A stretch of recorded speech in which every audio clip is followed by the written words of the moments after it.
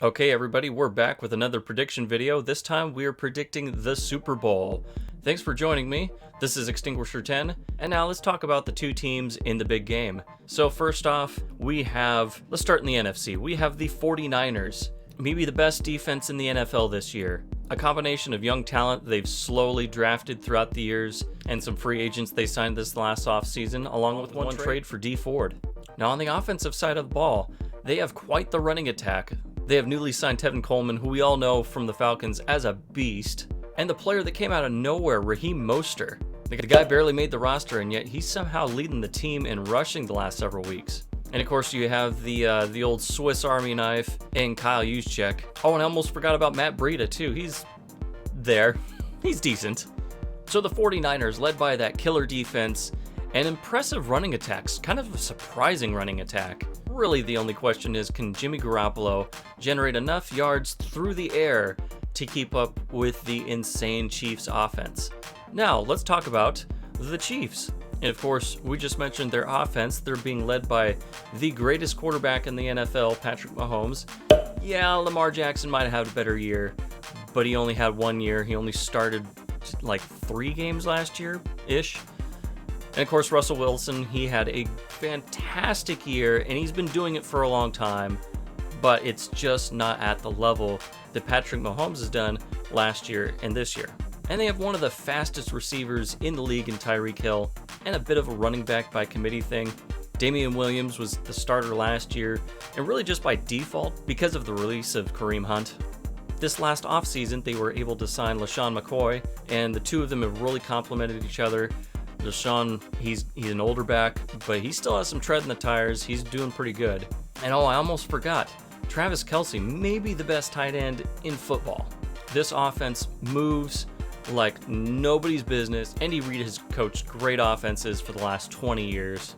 And he is, in my opinion, the greatest coach in the modern era who has not won a Super Bowl. This is his second one. This is his chance to get the first one, to not be the greatest coach who's never won one.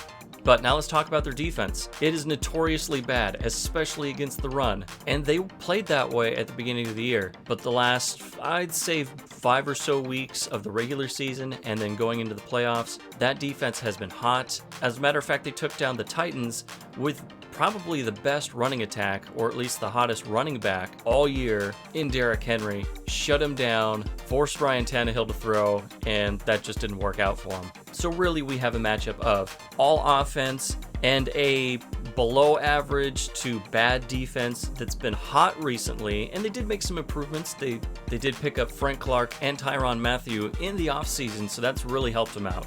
So do you trust this weak but hot defense, or do you trust this team with all defense and a good running attack, a very, very good running attack, top 5 in the league, maybe even number 1?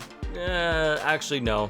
Ravens are definitely number 1, but top 5 at least, without breaking it down too far. And a good enough passing attack. I mean, really, you look at Jimmy G, he's almost a Trent Dilfer type of quarterback, but I'd say Trent Dilfer plus. If you have to rely on him to win you games constantly, you're not going to be in a good situation. But if you're going to have him just manage the game, great defense, great running game, and just make the little plays here and there, he is perfect for that.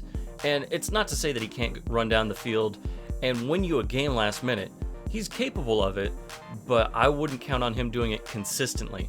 And you look at this matchup, it's basically two completely opposite teams. The strength of the 49ers is the weakness of the Chiefs.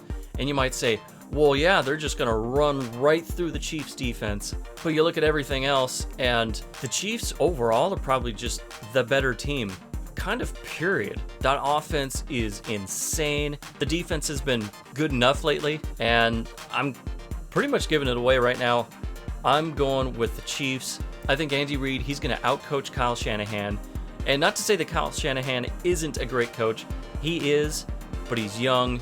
He's inexperienced as a head coach. And I just don't think this is his time. I think you just can't stop Patrick Mahomes. I would say this is probably going to be a close game. And when it comes down to it, who am I going to trust? I'm going to trust Patrick Mahomes to get the job done, not Jimmy G.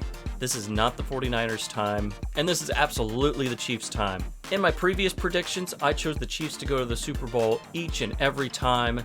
Yeah, I had them losing in some of the early scenarios, and then the team that I chose, the Saints, they lost pretty early. And since then, I've gone with the Chiefs all along. That is my team. I've hitched my wagon to them, and that's who we're going with. But what do you think? I'd like to know your prediction down in the comment section below. And while you're down there, why don't you hit the big red subscribe button and give us a big old like. It really helps the channel.